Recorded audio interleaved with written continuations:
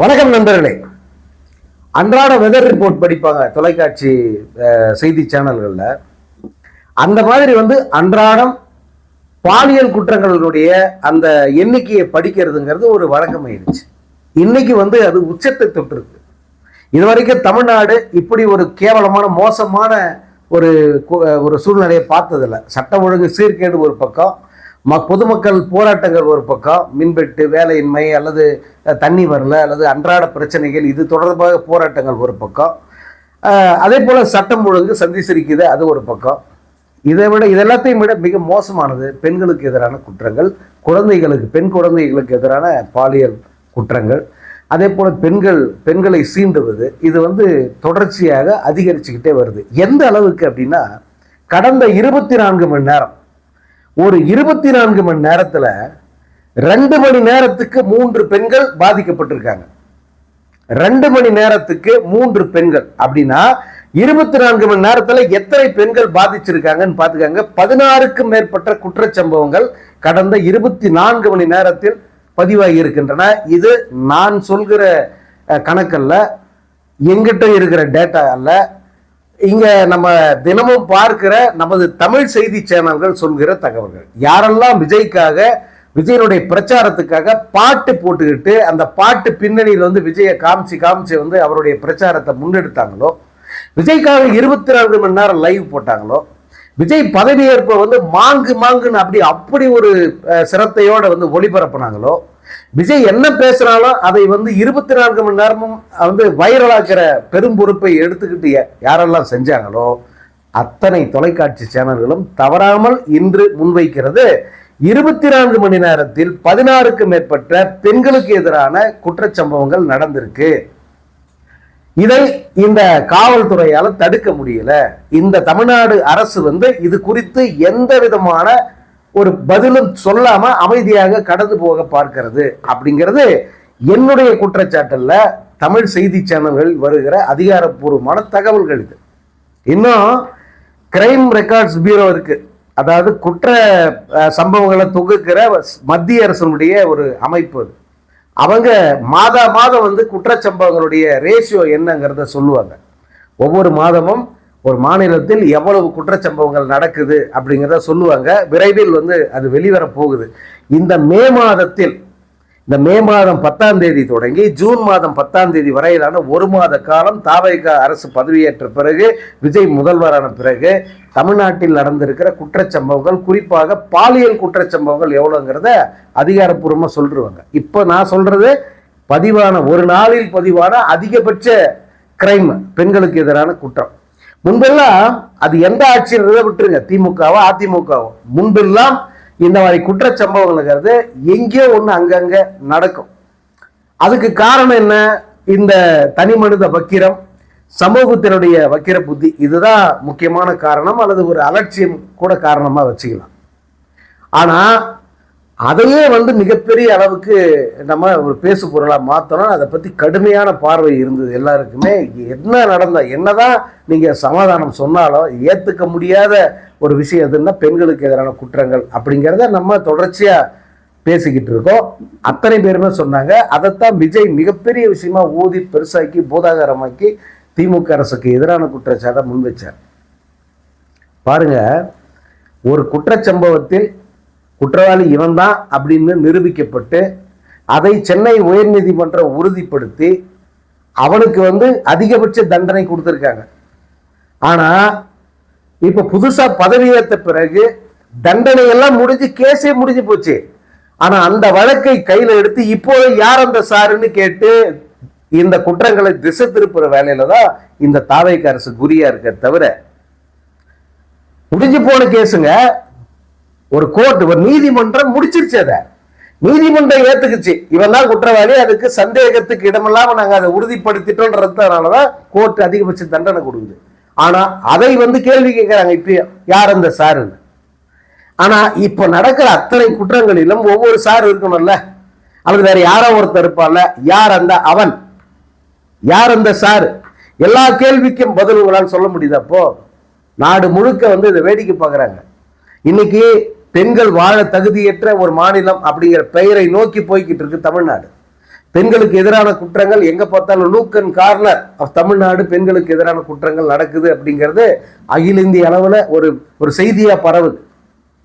இப்படி ஒரு சமூகம் இருக்கும்போது இந்த சமூகத்தை நம்பி எவன் வந்து உள்ள வருவான்? இன்வெஸ்டர் யார் வருவான்?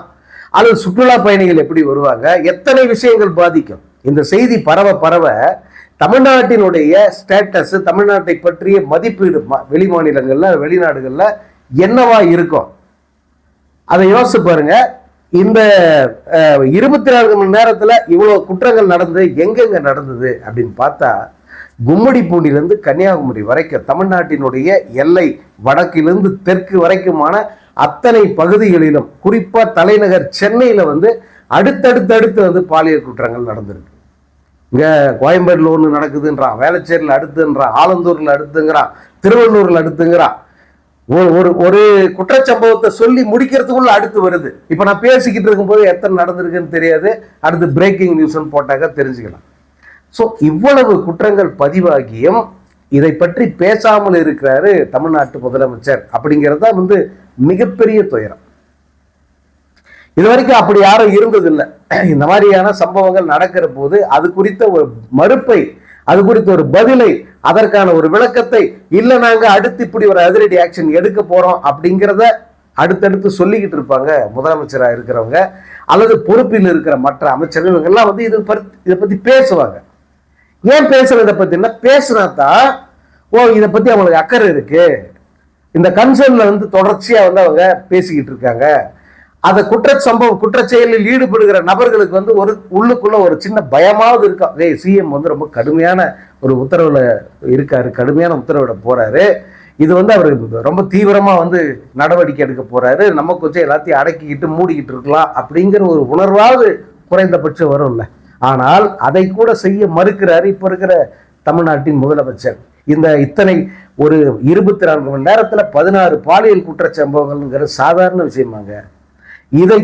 இதுக்கு வந்து அவர் ஒரு விளக்கம் தரணும் அல்லது ஒரு எச்சரிக்கை விடணும், ஏதாவது ஒண்ணு செய்யணும்ல.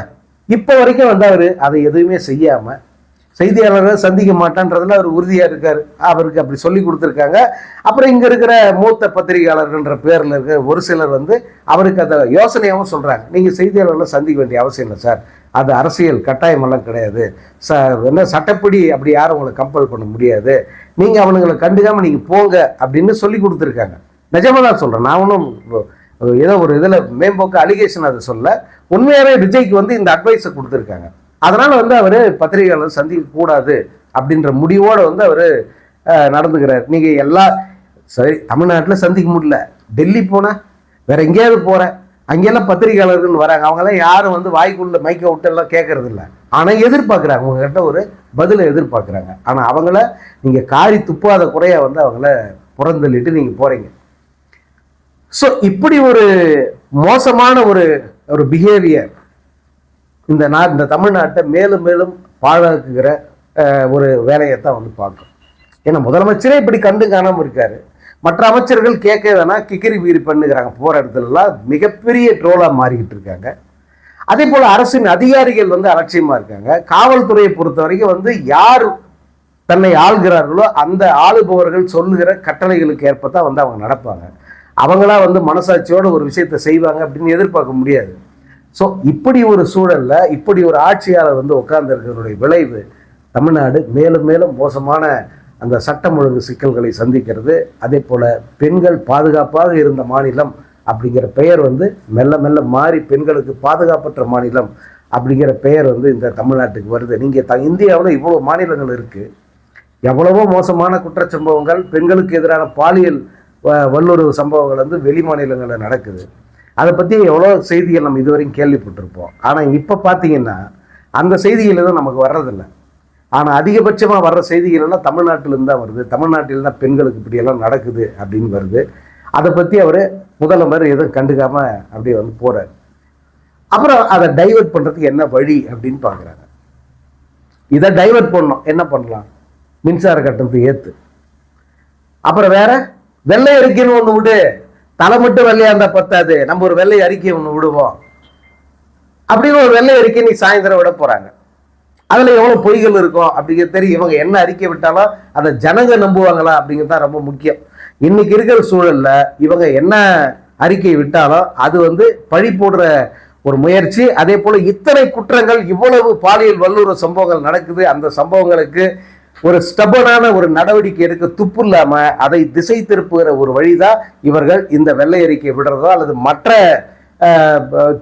திசை திருப்புகிற விஷயங்களை வந்து அவங்க வெளிக்கொண்டுறதோ அப்படிங்கிறது தான் வந்து இப்போதைய பார்வையா இருக்கு. எனவே இந்த விஜய் அரசு ஒரு மாத காலத்தில் மிக மோசமான ஒரு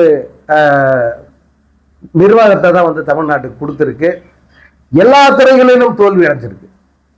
அது தொழில்துறையாக இருக்கட்டும், முதலீடுகளை ஈர்ப்பதில், இருந்த முதலீடுகளை கோட்டை விடுவதில், அதே போல ஒரு முதலமைச்சராக விஜய் வந்து இந்த நிர்வாகத்தை வந்து கட்டுப்பாட்டில் வச்சிருக்காரா அப்படிங்கிறதே வந்து கேள்விக்குறியா இருக்கு. காரணம், பல அரசு நடவடிக்கைகளுக்கும் அவருக்கும் தொடர்பே இல்லாத மாதிரி அவர் எங்கேயோ இருக்காரு. உண்மையில் நடவடிக்கை எடுத்து உண்மையில் அரசை வழி நடத்துகிற நபர்கள் வேறையா இருக்காங்க. அவர் முதலமைச்சர்ன்ற சீட்டு எனக்கு போதும், இந்த கோட்டு சூட்டு இந்த சீட்டு இது மட்டும் எனக்கு போதும், நான் அப்படியே வந்து உட்காந்துக்கிறேன், நீங்க ஏதோ ஒன்று பண்ணிக்கங்க, கட்சியை நீ நடத்திக்க, நிர்வாகத்தை நீ நடத்திக்க அப்படின்னு பிரித்து 2 பேர்கிட்ட கொடுத்துட்ட மாதிரி தான் நமக்கு தெரியுது. ஸோ இது மாறுமா, இந்த நிலை மாறுமா அப்படிங்கிறத வந்து நம்ம இந்த வருகிற சட்டமன்ற கூட்டத்தொடர் இருக்கே அதிலே வந்து தெரிஞ்சுக்கலாம்.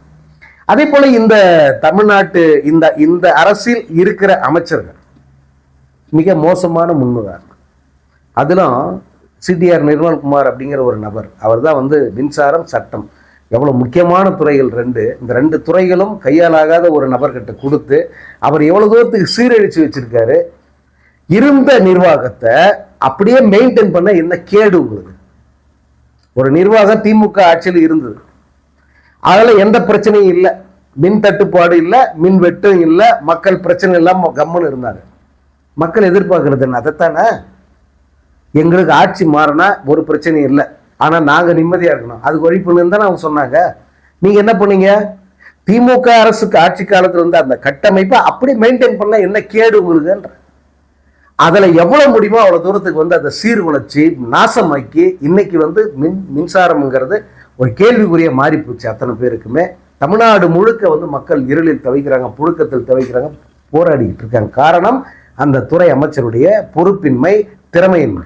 ஆனால் அதை மறைப்பதற்கு ஒவ்வொரு நாளும் ஒரு பொய்யை அந்த அமைச்சர் வந்து சொல்றதை நீங்க பார்க்கலாம். ஒவ்வொரு நாளும் ஒரு பொய், ஒவ்வொரு நாளும் எல்லாத்துக்கும் திமுக மீது படி. இந்த விரைவில் வந்து மின்சார கட்டணத்தை ஏற்ற போறாங்க. எவ்வளவு ஏற்ற போறாங்கன்னா 6% ஏற்றுறதா சொல்றாங்க.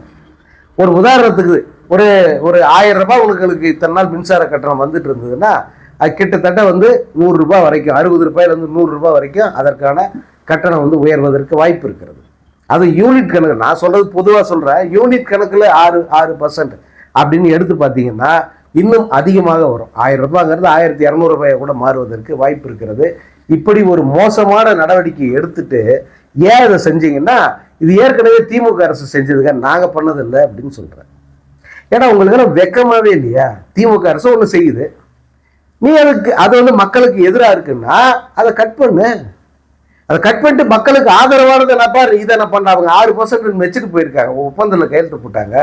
நாங்கள் போராடி அதை கட் பண்ணிட்டு நாங்கள் பாரு உங்களுக்காக வந்து இதை கட் பண்ணிட்டோம், 6% உயராது அப்படின்னு சொல்லி பார்ப்போம். இதே மோடி பண்ற பித்தலாட்டம். மோடி என்ன பித்தலாட்டம் பண்றாரு? நீட்டுங்கிறது காங்கிரஸ் கொண்டு வந்துருச்சுங்க, நாங்கள் மாற்ற முடியாது. ஏன்டா காங்கிரஸ் பண்ண அத்தனையுமா நீ அப்படியே வச்சுருக்கிற? எல்லாத்தையும் மாற்றின்னு தானே வர, நீட்டையே மாற்ற முடியும். ஏன்னா அது எனக்கு சாதகமாக இருக்கு, எனக்கு அதனால கோடி கோடியை கொட்டுது, நான் எப்படி அதை மாத்துறது அப்படின்னு அவங்க ஒரு பாலிசி வச்சுருக்கிறாங்கல்ல. அந்த பாலிசி தான் இந்த விஜய் கையில் எடுத்திருக்காப்புல. அதனால எல்லாத்துக்குமே வந்து திமுக மீது மின்சார கட்டணம் ஏறி போச்சு, திமுக மீது பழிப்போடு. அடுத்து பஸ் கட்டணத்தை ஏற்ற போறாங்க, திமுக மீது பழிப்போடு. அதுக்கு அடுத்து இன்னும் பல்வேறு வகைகளில் இந்த கட்டணங்களை வருது. ஏன்னா வருமானம் இல்லை, டாஸ்மாக் கடையை மூடிட்டோம், அதனால வருமானம் இல்லை, அது இதெல்லாம் ஏற்ற வேண்டியிருக்கு. இப்படி பொய் சொல்லி பொய் சொல்லி பொய் சொல்லி மக்கள் வயிற்றில் அடிப்பதற்கான வேலைகளை தான் வந்து இவங்க செய்கிறாங்க. மக்களே, இந்த டாஸ்மாக்கை மூடணுன்றது எவ்வளோ பெரிய தவறு, எவ்வளோ பெரிய அயோக்கியத்தனங்கிறதுக்கு ஒரு உதாரணம் என்னென்னா, இவங்க மூடியதாக சொல்லப்பட்ட ஒரு 10 டாஸ்மாக் ஏரியாவை போய் நான் பார்த்தேன். அந்த 10 இடத்திலுமே டாஸ்மாக் கடைகள் ஒவ்வொன்று ஓடுது, முன்பை விட மிக அதிகமான கூட்டத்தோடு ஓடுது. எங்க அவங்க மூடினாங்க கேட்டால் இன்னும் பரிசீலனை இருக்கான், இன்னும் எந்தெந்த கடையை மூடலாம் அப்படின்னு இன்னும் சரியான ரிப்போர்ட் வரல. அதனால் அதை விட்டுக்கிட்டு இருக்கோம். இன்னும் கரெக்டான ரிப்போர்ட் வந்த பிறகு அதை வச்சு நாங்கள் மூடுவோம் அப்படின்னு சொல்கிறாங்க. இவங்களால் மூட முடியாது. 10 ரூபாய் பாட்டிலுக்குன்னு பாடி வந்த ஒரு கேவலமான இந்த கவர்மெண்ட்டு இப்போ 20 ரூபாய் பாட்டிலுக்குன்னு சொல்லி வாங்குறாங்க. அதை பற்றி பேச நாதி இல்லை, பேச துப்பு இல்லை, அதுக்கு பதில் சொல்ல துப்பு இல்லை. கேட்டால் வந்து பின்னங்கால் பிடரில் கூட ஓடுறாங்க இவங்க மினிஸ்டருங்க. பின்னங்கால் பிடரில் பட திருச்சி ஓடுறாங்க, பதில் சொல்ல முடியாது. ஏன்னா முன்னை விட டாஸ்மாகில் மிக அதிக கூட்டம் குவிஞ்சிருச்சு, முன்பை விட மிக அதிக வருமானம் வருது அவங்களுக்கு. அதனால வந்து டாஸ்மாக அவங்க மூட மாட்டாங்க, முடிஞ்சா தனியாருக்கு தார வைப்பாங்க. அதுதான் அதை பற்றி பேசிக்கிட்டு இருக்கிறதா சொல்கிறாங்க. ஸோ இது ஒரு மிக மோசமான ஒரு ஆட்சியை கொண்டு வந்து உட்கார வச்சுட்டீங்க மக்களே, ஓட்டு போட்ட ஜனங்க. ஏன் திரும்ப திரும்ப அவங்ககிட்டே போகிறோன்னு சொன்னால் அவங்க தான் இதுக்கு பொறுப்பாளி, அவங்க தான் இதையெல்லாம் வந்து அனுபவிக்க வேண்டியவங்க. ஆனால் பாருங்க, அவங்க மட்டும் அனுபவிக்காம நம்மளும் சேர்த்து அனுபவிக்க வேண்டியிருக்கு. இதை நம்ம ஆரம்பத்திலேருந்து இதெல்லாம் நடக்குண்டா, இதெல்லாம் வருண்டா, இப்படித்தாண்டா நாசமாக போகும் தமிழ்நாடு, ஆட்சிங்கிறதே ஒன்றும் இல்லாமல் கேலிக்குரிய ஏதாவது ஒரு கேலி குத்த மாறி போகுண்டா அப்படின்னு தான் ஆரம்பத்தில் சொன்னோம். ஆனால் ஒருத்தரும் கேட்கல, போய் மாறி மாறி பொண்ணு சொன்னால், பையன் சொன்னால், பேத்தி சொன்னால், பேரை சொன்னான்னு போய் மாற்றி மாற்றி குத்திட்டீங்க. ஆனால் அந்த கருமை என்னடான்னா, நீங்கள் மட்டும் அதை என்ஜாய் பண்ணால் பரவாயில்ல. விஜயனுடைய ஆட்சி, விஜயனுடைய நல்ல ஆட்சி, விஜய் அண்ணா, விஜய் மாமா அவர் கொடுக்குற நல்ல ஆட்சியை நீங்கள் மட்டும் ஓட்டு போட்டு நீங்கள் மட்டும் அனுபவிச்சா பரவாயில்ல. ஓட்டே போடாத 3.5 கோடி பேர் நாங்கள் எதுக்கிட்ட அதை அனுபவிக்கணும்? எங்களுக்கு தலையெழுத்தா? இந்த கேள்விக்கு பதில் இருக்கா?